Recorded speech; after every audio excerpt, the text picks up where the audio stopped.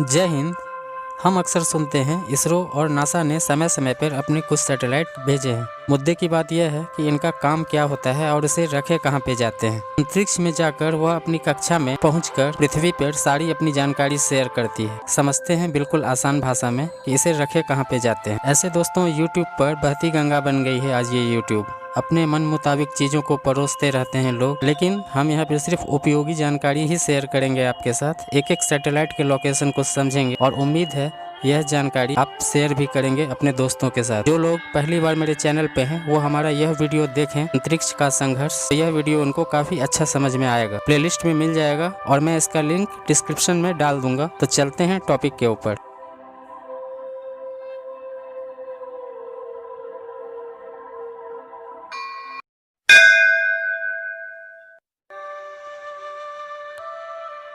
मान लेते हैं यह हमारी पृथ्वी है। यहाँ से 160 किलोमीटर तक का जो ऊंचाई होगा वो हमारे सैटेलाइट के लिए अच्छा नहीं माना जाता। कारण इसके बीच वायुमंडल ही वायुमंडल, हवा ही हवा भरा पड़ा है और इसमें हम सैटेलाइट को रख नहीं सकेंगे। कारण वो पृथ्वी का चक्कर पे चक्कर काटेगा, जो 30,000, 35,000, 40,000 प्रति घंटा की रफ्तार या इससे अधिक की होगी। कॉन्सेप्ट को समझिए कि जब इस भयानक स्पीड से वह चक्कर काटेगा तो हमारे वायुमंडल से में जो हवा भरी पड़ी है, एयर मॉलिक्यूल्स, इससे उनकी फ्रिक्शन शुरू हो जाएगी और वो घर्षण का लेवल क्या होगा इस स्पीड में, वह धू धू कर जल उठेगा, ब्लास्ट मार जाएगा। हालांकि दोस्तों, इस वायुमंडल और घर्षण से रिलेटेड कॉन्सेप्ट को समझने के लिए मैंने एक पहले भी वीडियो बना रखा है एस्टेरॉइड्स के नाम से। हमारे प्लेलिस्ट में मिल जाएगा और इसका मैं लिंक डिस्क्रिप्शन में डाल दूंगा, आप वो देख लेना। तो डिटेल जानकारी के लिए दोस्तों हमारा ये वीडियो देख लेना, एस्टेरॉइड्स।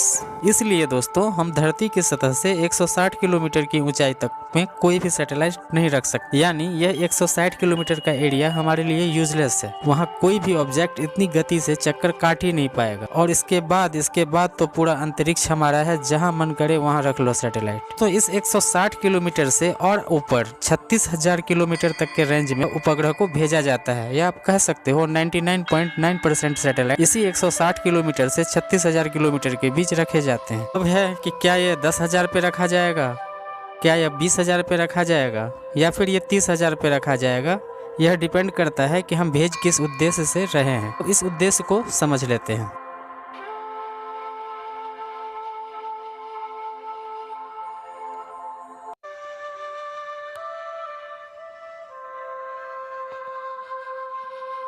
एक बात समझिए, अगर सैटेलाइट धरती के पास होगा तो वह जल्दी ही धरती का चक्कर काट जाएगा। वहीं जो सैटेलाइट धरती से जितना दूर होगा उसे उतने ही समय अधिक लगेगी पृथ्वी का चक्कर काटने में।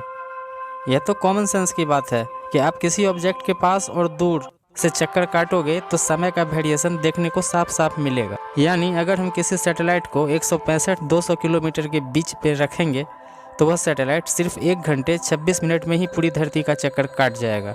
अब समझिए, पृथ्वी तो अपने ही अक्ष पर एक चक्कर काटने में 24 घंटे लगा देती है। अगर भारत अपने लिए कोई सैटेलाइट छोड़ा है तो वह अगर इसी स्पीड से 165 से 200 किलोमीटर के रेंज में रखेंगे, यहाँ यह साफ हो गया। इस प्रकार वह हमारे भारत के ऊपर टिक कर रहेगा ही नहीं। कारण कि भारत अपने जगह पर 24 घंटे में पहुँचेगा, पर यह सैटेलाइट सिर्फ 1 घंटे 26 मिनट में ही चक्कर काट जाएगा। यानी वो हमारे देश के ऊपर टिक कर रहेगा ही नहीं कभी। ये तो महा दिक्कत वाली बात है भैया। धरती के मुकाबले इस रेंज के सैटेलाइट 18 चक्कर काट जाएगा, हमारे ऊपर तो वो रहेगा ही नहीं। जबकि हमने अपने देश के लोकेशन का पता करने के लिए भेजा था कि क्या हो रहा है हमारे पृथ्वी पर, हमारे भारत में, उसकी मॉनिटरिंग के लिए भेजा था। ये तो तभी संभव होगा जब सैटेलाइट और धरती साथ साथ घूमे। ऐसे में हमारे ऊपर वो कभी टिक कर तो रह नहीं सकता था। हालांकि हम लोग इस इलाके का भी प्रयोग करते हैं, जो आगे आपको समझ में आ जाएगा।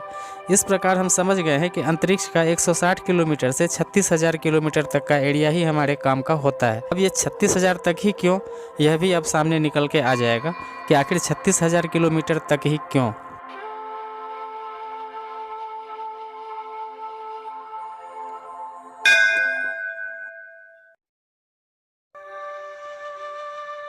समझिए, अगर कोई सैटेलाइट को हम यहाँ रखते हैं तो ये 1 घंटा 26 मिनट में चक्कर काट जाता है, और इससे और थोड़ी ऊंचाई पे रखते हैं, यानी यहाँ रखते हैं तो ये 2 घंटे में चक्कर काट जाएगा। थोड़ा और ऊपर रखते हैं, 4 घंटे में चक्कर काट जाएगा। फिर और आगे चलते हैं, 12 घंटे में चक्कर काट जाएगा। और फिर और आगे 18 घंटा, और करते करते 20 घंटा, फिर करते करते 22 घंटा, फिर और ऊपर 23 घंटा, और जो कक्षा आती है इसके बाद वो हमारे मुख्य काम की होती है, वह होगी 24 घंटे की। यानी हमें जानी होगी पृथ्वी से 36,000 किलोमीटर की ऊंचाई पे, जब धरती के साथ साथ हमारा सैटेलाइट एक समान गति कर पाएगा। और उसे पूरे चक्कर काटने में अगर धरती को 24 घंटे लगती है तो सैटेलाइट को भी 24 घंटे लगेगी। इसमें भी अगर आपसे एग्जाम में या अगर कोई पूछे कि एक्यूरेट दूरी कितनी होनी चाहिए तो वह होगा 35,786 किलोमीटर की दूरी पर। इसमें ही वह सैटेलाइट रखा जाता है। यही वह दूरी होती है जहां 5 ग्राम की कोई वस्तु ले लो या फिर लाखों टन की कोई लोहे की वस्तु ले लो, अगर हम धरती से 35,786 किलोमीटर की ऊंचाई पे किसी चीज को रखते हैं तो वह ठीक 24 घंटे में हमारी पृथ्वी का एक चक्कर काटेगी। इतनी ही समय हमारे धरती को भी लगता है, 24 घंटे। इस प्रकार यही वो ऊंचाई है जहां सैटेलाइट रखे जाते हैं और इसे हम जानते हैं जियो स्टेशनरी के नाम से, यानी भू स्थायी कक्षा, जो पृथ्वी से 35,786 किलोमीटर की ऊंचाई पर बनता है। अब मन में आता होगा कि इस दूरी को जियो स्टेशनरी क्यों कहते हैं। समझो, पृथ्वी को एक चक्कर काटने में 24 घंटा लगेगा। अगर कोई उपग्रह इतनी ऊंचाई पर रखा गया है वो भी 24 घंटे में ही चक्कर काटेगा। तब होगा क्या, भारत जब भी कोई सैटेलाइट अपने ऊपर रखेगा, जैसे जैसे हमारा भारत घूमेगा वैसे वैसे वो सैटेलाइट भी घूमेगी, यानी वो बिल्कुल साथ साथ घूमेगा। लगने को लग सकता है कि वो सैटेलाइट नहीं घूम रहा है, कारण वह हर समय हमारे भारत के ऊपर टिक कर रहेगा। इसी प्रकार से जो भी देश सैटेलाइट भेजेगा वह सैटेलाइट हमेशा उस देश के ऊपर मंडराता है, पल पल, सेकेंडों सेकेंड, हर समय। कोई टेलीस्कोप लगा के देख लो, ऐसा लगेगा कि सूर्य भी आया गया, चांद भी आया गया, पर यह सैटेलाइट हमारे ऊपर बिल्कुल हमारे ऊपर स्थिर है, पल पल हमारे ऊपर है। कारणों का घूर्णन समय जो है वो एक है, यानी 24 घंटे, और वह मिलता है हमें 35,786 किलोमीटर की ऊंचाई पर। आई होप कि आप समझ रहे होंगे कि मैं क्या बता रहा हूँ। अगर प्रश्न आता है कि भू स्थायी कक्षा यानी जियो स्टेशनरी कहाँ है, तो जवाब यही होगा, धरती से 35,786 किलोमीटर की ऊंचाई पे वो जगह है जिसे हम जियो स्टेशनरी कहते हैं, भू स्थायी कक्षा, जहाँ किसी भी वजन की कोई वस्तु को रख देने से धरती का चक्कर 24 घंटे में ही काटता है, और इतना ही समय हमारी धरती को भी लगता है।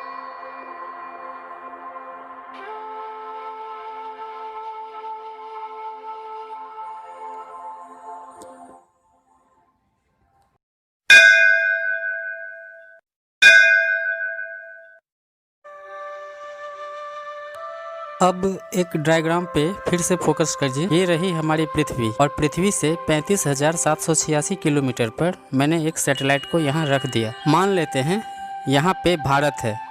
दोस्तों, इस डायग्राम को मैं दिखा रहा हूँ ताकि आप कॉन्सेप्ट को अच्छा से समझ सको। मान लेते हैं हमारा भारत यहाँ पे है, और जैसे जैसे हमारी धरती घूम रही है भारत भी घूम रहा है, उसी अनुसार से हमारा सैटेलाइट भी साथ साथ घूमता रहेगा, यानी हमेशा हमारा भारत के ऊपर ये मंडराता रहेगा। मतलब घूमते घूमते भारत वही लोकेशन पर, सैटेलाइट भी उसी लोकेशन पर, फिर हमारा भारत यहाँ, सैटेलाइट भी उसी लोकेशन पर, फिर हमारा भारत यहाँ, सैटेलाइट उसी लोकेशन पर, कहीं नहीं जाएगा, बस हमारे ऊपर साथ साथ 35,786 किलोमीटर की ऊंचाई पर घूमता रहेगा, हमारे ही ऊपर मंडराता रहेगा। अब आगे बढ़ने से पहले एक उदाहरण को समझते हैं दोस्तों। किसी भी दीवार पे आप एक टॉर्च, दोस्तों यहाँ पे मैंने टॉर्च 1 और टॉर्च 2 डायग्राम में दिखाया है, और सामने एक वॉल है। अगर आप इस टॉर्च से दीवार के ऊपर एक फोकस मारते हो और फिर एक टॉर्च को उसके पीछे रख के उसी दीवार पर फोकस मारते हो, दोनों कंडीशन में दीवार पर किसकी फोकस या किसकी लाइट अधिक पड़ेगी, टॉर्च 1 या टॉर्च 2, कौन सा अधिक एरिया को कवर करेगा, टॉर्च 1 या टॉर्च 2? बहुत सुंदर, जाहिर सी बात है ये दोस्तों, कॉमन सेंस, टॉर्च 1 मैक्सिमम दीवार को कवर करेगा। अब इसी प्रकार से हमने धरती के ऊपर यानी 35,786 किलोमीटर की ऊंचाई पर एक सैटेलाइट छोड़ दिया। डायग्राम पे फोकस करते रहना दोस्तों। अब इतनी ऊंचाई से यह हमारे गोल पृथ्वी का 1/3 कवर कर लेता है। अब आपको लगेगा कि नीचे का एरिया तो रह गया, तो कोई बात नहीं, हम एक सैटेलाइट इधर से छोड़ देंगे। अब भी लग रहा है कि कुछ एरिया इधर का रह गया, तो कोई बात नहीं, हम एक सैटेलाइट इधर से भी छोड़ देंगे। इस प्रकार सैटेलाइट ए, सैटेलाइट बी, सैटेलाइट सी, तीनों मिलके हमारे पूरे धरती को कवर कर लेता है। इस प्रकार से 3 सैटेलाइट हमारी पूरी धरती को कवर कर लेगी। ये 3 सैटेलाइट रसिया भेजे, अमेरिका भेजे, इंडिया भेजे या कोई अन्य यूरोपियन कंट्री भेजे, या सब मिलकर भेजे, पूरी धरती के लिए ये 3 सैटेलाइट ही काफी होता है।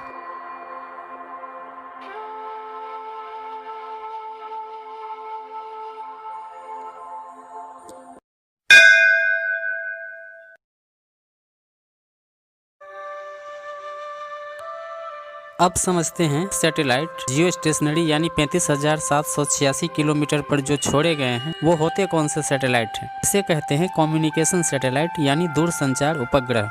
इसी कारण आज हमारा मोबाइल, इंटरनेट या इससे संबंधित तमाम काम लिए जाते हैं। आज जो घंटों घंटों की आप वीडियो देख रहे हो, ऑनलाइन क्लासेस कर रहे हो, ये सारी की सारी इसी सैटेलाइट से संभव हो पाया है। मन में आएगा कि जब यह 3 ही काफ़ी थे तो और सैटेलाइट क्यों हमने भेज रहे हैं और आज भी भेज रहे हैं। इसका मुख्य कारण है दिन ब दिन हमारी टेक्नोलॉजी का विकास हो रहा है। तो आप जिस मोबाइल में यह वीडियो देख रहे हो उस फ़ोन को ही देखो। पहले 2G आया, 3G आया, अभी हम लोग 4G इस्तेमाल कर रहे हैं विदाउट बफरिंग। 5G की टेस्टिंग चल रही है, इसकी स्पेक्ट्रम की भी नीलामी हो चुकी है। कुछ दिनों में और सैटेलाइट छोड़े जाएंगे। कुल मिलाकर टेक्नोलॉजी का विकास हो रहा है। तो हम लोग भी सैटेलाइट पर सैटेलाइट भेजे जा रहे हैं और ही साथ साथ इसका कंसर्न गैजेट भी हमारा चेंज होता जा रहा है। न सिर्फ सैटेलाइट बदलेगा बल्कि एवरीथिंग बदल जाएगा, हर कुछ बदल जाएगा। ये फ़ोन बदल जाएगा, टीवी बदल जाएगा, कंप्यूटर बदल जाएगा, सब कुछ नई टेक्नोलॉजी की आ जाएगी। भैया कल 5G में हमारा हैंडसेट भी बदल जाने वाला है। बैंक, ई-कॉमर्स, रेस्टोरेंट, सभी ऑनलाइन चीज़ें एक क्लिक अवेलेबल है। किसके कारण? इसी सैटेलाइट के कारण, कम्युनिकेशन सैटेलाइट के कारण, जो हमारे जियो स्टेशनरी में इंस्टॉल किया गया है। 5G की टेस्टिंग अभी कोरिया, जापान, चाइना वगैरह वगैरह में चल रही है। कल को भारत में आएगा, सब कुछ बदलना होगा। सैटेलाइट के साथ साथ गैजेट भी बदलना होगा। समझिए, कुल मिलाकर यह 3 ही सैटेलाइट हमारे पूरे वर्ल्ड के लिए काफ़ी थे, पर न्यू टेक्नोलॉजी आने के कारण हमें और भी समय समय पर कई सैटेलाइट्स भेजने पड़ते हैं। आई होप कि यह कॉन्सेप्ट भी आप समझ रहे होंगे। आज DTH यानी डायरेक्ट टू होम, घर के ऊपर लगी हुई छतरी जिसे हम लोग एंटीना कहते हैं, डिश एंटीना, ये भी सैटेलाइट से ही सिग्नल लेता है और हम तक हमारे सारे प्रोग्राम्स को भेजता है और हम घर में चैनल सर्फिंग करते रहते हैं। दोस्तों, इसमें भी एक काफ़ी इंटरेस्टिंग फैक्ट छुपा हुआ है। चलिए पहले इसको संक्षेप में समझ लेते हैं, ये DTH एंटीना के विषय पे। भारत में लगे कोई भी डिश एंटीना को अगर आप देखोगे तो सभी के सभी एंटीना का फेस आपको साउथ की तरफ मिलेगा। फिर क्यों? सोचो, सारा का सारा साउथ के फेस पे मिलेगा। थोड़ा बहुत का अंतर हो सकता है, वो अलग अलग कंपनियों के कारण, अलग अलग पोलराइजेशन, लेकिन आप देखोगे ओवरऑल सारा का सारा साउथ फेस पे मिलेगा। सोचो क्यों ऐसा सारा साउथ फेस पे है।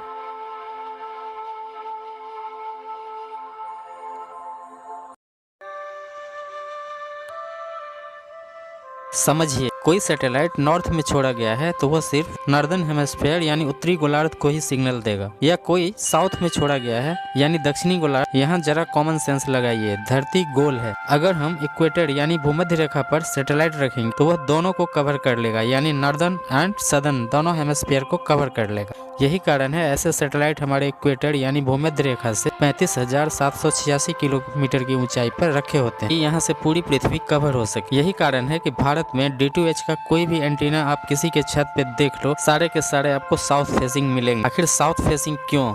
कारण यही है, सभी के सभी इक्वेटर की तरफ मिलेंगे। कुछ वेरिएशन संभव है, कुछ साउथ, कुछ साउथ ईस्ट या कुछ साउथ वेस्ट आपको दिखेगा, और ये कुल मिला के ये साउथ फेसिंग का ही देखने को मिलेगा। आप किसी भी छत पर देख लो, ये काफ़ी इंटरेस्टिंग है। लेकिन मान लो कोई लोग ऑस्ट्रेलिया में देख रहे हैं इस DTH को, तब क्या होगा दोस्तों? तब उनका फेसिंग नॉर्थ की तरफ होगा। कारण सैटेलाइट तो इक्वेटर के ऊपर रखे हुए हैं पूरी धरती कवर करने के लिए। संचार उपग्रह यानी कम्युनिकेशन सैटेलाइट हमेशा इसी जियो स्टेशनरी 35,786 किलोमीटर की ऊंचाई पर इक्वेटर पर छोड़े जाते हैं। और दूसरी बात कि यही कारण है कि ज्यादातर लॉन्च व्हीकल इक्वेटर के आसपास ही मिलेंगे, यानी भूमध्य रेखा इक्वेटर के आसपास। गलत आंसर लगा के आ जाते हैं एग्जाम में। कुछ लोगों का मत है कि इक्वेटर पे लॉन्चिंग पैड इक्वेटर के आसपास इसलिए रखा जाता है कि वहाँ पे ग्रेविटी कम होती है इक्वेटर पे। तो ये बहुत ही कम सच है, आंसर गलत हो जाएगा। गलत यह है कि ग्रेविटी तो सच में कम है, पर कितना? 0.04% का वेरिएशन है, जो कि ना के बराबर है। सच यह है कि इक्वेटर के ऊपर ही सभी कम्युनिकेशन सैटेलाइट प्रक्षेपित किए जाते हैं। यहाँ साफ है कि थोड़ी वह पास तो पड़ेगी पहुँचने में, रसिया से भी इक्वेटर छोड़ सकते हो, पर याद रखें कि काफ़ी ही ज़्यादा उसका फ्यूल कॉस्टिंग आएगी। काफ़ी गैसोलीन महंगा आइटम होता है दोस्तों, ये कोई पेट्रोल केरोसिन नहीं है कि भरा जलाया और उड़ गया। किसी भी प्रोजेक्ट का कॉस्ट काफ़ी ज़्यादा बढ़ जाता है इसी गैसोलीन के कारण। इसलिए दुनिया के ज़्यादातर देश अपने सैटेलाइट इक्वेटर के आसपास की कंट्री से ही छोड़ते हैं। यूरोप के वैज्ञानिक भी हमेशा यही दिमाग लगाते रहते हैं तरकीब कि कैसे इक्वेटर के आसपास से लॉन्च किया जाए। कुछ विवादों को छोड़ दो, फ्रांस भी अपने सैटेलाइट इसी इक्वेटर के आसपास ही पड़ता है दोस्तों। America, French Guiana, French Guiana से ही छोड़ता है, यहीं पे फ्रांस का लॉन्चिंग पैड है।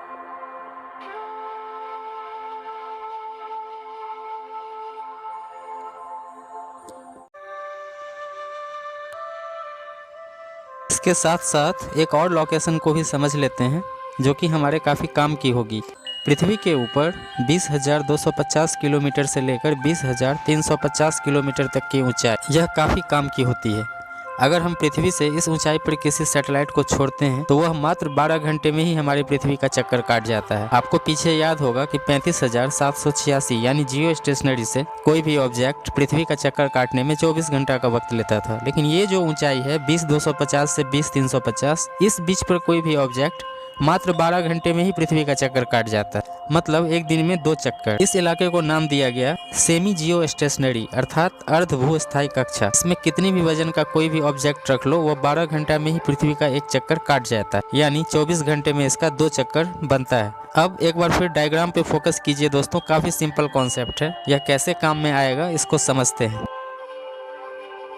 समझिए, यह है हमारी पृथ्वी और इस प्रकार से हम इसके चारों दिशाओं में सैटेलाइट को छोड़ते हैं, कुछ इस प्रकार से। इसमें हमें कुल 24 सैटेलाइट की ज़रूरत होती है ताकि एक एक सैटेलाइट अलग अलग लोकेशन पर 12-12 घंटे के अंतराल पर पृथ्वी का पूर्ण चक्कर काटता रहे। कम से कम 24 सैटेलाइट लगते हैं इस कॉन्सेप्ट में। एक एक कर जब हम इस सेमी जियो स्टेशनरी अर्ध भू स्थायी कक्षा पर 24 सैटेलाइट को इंस्टॉल करते हैं, तब जाकर कॉन्सेप्ट शुरू होता है जीपीएस यानी ग्लोबल पोजिशनिंग सैटेलाइट या ग्लोबल पोजिशनिंग सिस्टम, जिसे हम 20,250 से 20,350 किलोमीटर की ऊंचाई पर कम से कम 24 सैटेलाइट रखे जाते हैं। इस प्रकार एक ऐसा सैटेलाइट का जाल जिसमें हर दिन हर पल एक एक सेकेंड हम कम से कम 4 सैटेलाइट्स हमेशा कांटेक्ट में रहते हैं। सोचिए, एक प्रकार से एक दिन में ये सभी मिलकर हमारी पृथ्वी का 48 चक्कर काट जाते हैं, ये 24 सैटेलाइट। इस ऊंचाई पर 12 घंटे में ही कोई भी ऑब्जेक्ट पृथ्वी का एक चक्कर काट लेता है, तो जाहिर सा बात है कि अगर हम 24 सैटेलाइट रखेंगे इस ऊंचाई पर, तो ये 24 सैटेलाइट पूरे 24 घंटे में 48 चक्कर काट जाते हैं हमारी धरती को।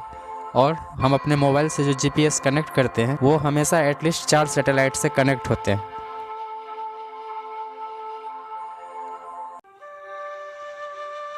इस जीपीएस ने तो आज के समय में इंसान की दुनिया बदल कर रख दी है। किसी से कोई लोकेशन पूछने की कोई जरूरत नहीं, बस मोबाइल निकाला, जीपीएस कनेक्ट किया और निकल लिया जिधर निकलना। आज हमारे फाइटर जेट्स, हमारे एरोप्लेन, ड्रोन सभी के सभी पूरे 100% एक्यूरेसी से फ्लाई करते हैं। क्यों भैया? इस अंधा आसमान में पायलट को कुछ नहीं दिखता, परफेक्ट लोकेशन उसे यही जीपीएस देगा। और यह कॉन्सेप्ट डेवलप होती है सेमी जियो स्टेशनरी में, जो कुल सैटेलाइट का जाल होता है।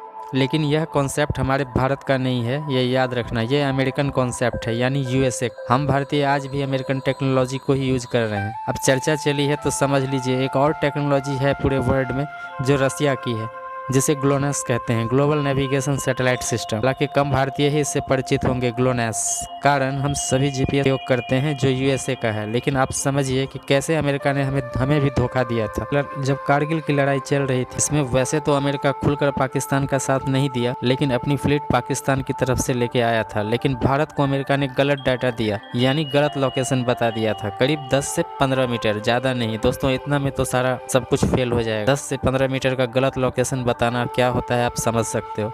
ये गलत डेटा था जो अमेरिका ने भारत को दिया था, कारण हम सभी भारतीय उस वक्त जीपीएस का यूज करते थे, हमारे सेना भी जीपीएस यूज करती थी। अमेरिका जो चाहे दे सकता था और दिया भी, कारण ये सारा कॉन्सेप्ट अमेरिकन कॉन्सेप्ट है। समझ लो क्या था यह धोखा। धमाका तो कर दोगे पर मरेगा कौन? 10 से 15 मीटर की गलत डेटा। यही वजह रही कारगिल की लड़ाई जीतने में भारत के पसीने छूट गए थे। 1 महीना लग गया था कारगिल जीतने में, कई लोग अपनी शहादत दिए थे। लेकिन तब से आज तक हमारी सरकार ने जीपीएस के साथ साथ इस रशियन टेक्नोलॉजी ग्लोनास को भी यूज करना शुरू कर दिया, कारण अब हम लोग एक पर विश्वास करके नहीं चल सकते थे, खास के अमेरिका पे। लेकिन आम लोगों के लिए बस जीपीएस सेवा ही मिली है हमारे देश में।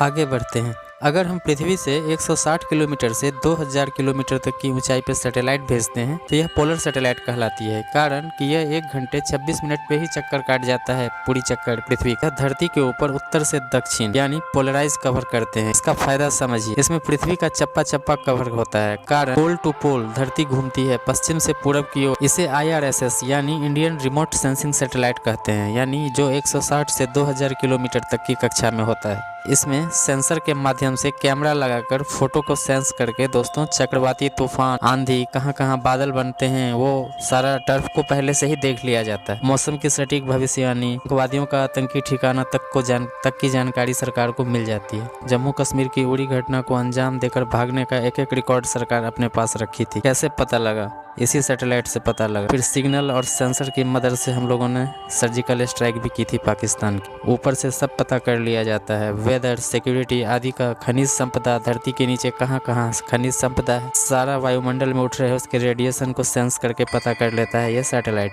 एक एक चीज का पता लगाकर हमें देता है। अपने सेंसर से सेंस कर मछुआरे को, किसान को मोबाइल में मैसेज कर दी जाती है। मछली के व्यापार में तो गजब का मुनाफा हो गया है सैटेलाइट के आने से। 50,000 करोड़ का फायदा होता है इन सैटेलाइट के कारण। मछली कहाँ कहाँ है इसका परफेक्ट लोकेशन बता के देता है ये सैटेलाइट। क्या होता था, मछुआरा जाल लेके दिन भर भटकता था, मछली नहीं मिलती। अब तो मछली का सही ठिकाना तक पता करके सेंस करके मछुआरों को भेज दिया जाता है। इस प्रकार से कुल 3 कॉन्सेप्ट हमने समझा। पृथ्वी से 160 से 2000 किलोमीटर तक का एरिया जो कि पोलर सैटेलाइट के लिए बेस्ट माना जाता है। PSLV रेंज के ये ऑर्बिट होते हैं। अब 20,250 से 20,350 इसमें हमारा ग्लोबल पोजिशनिंग काम में आता है। GPS, GLONASS, गैलीलियो दोस्तों यूरोप के 27 कंट्री मिलके अपना एक डेवलप किया था गैलीलियो सिस्टम।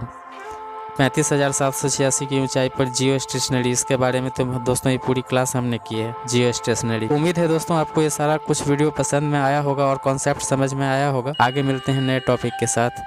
जय हिंद।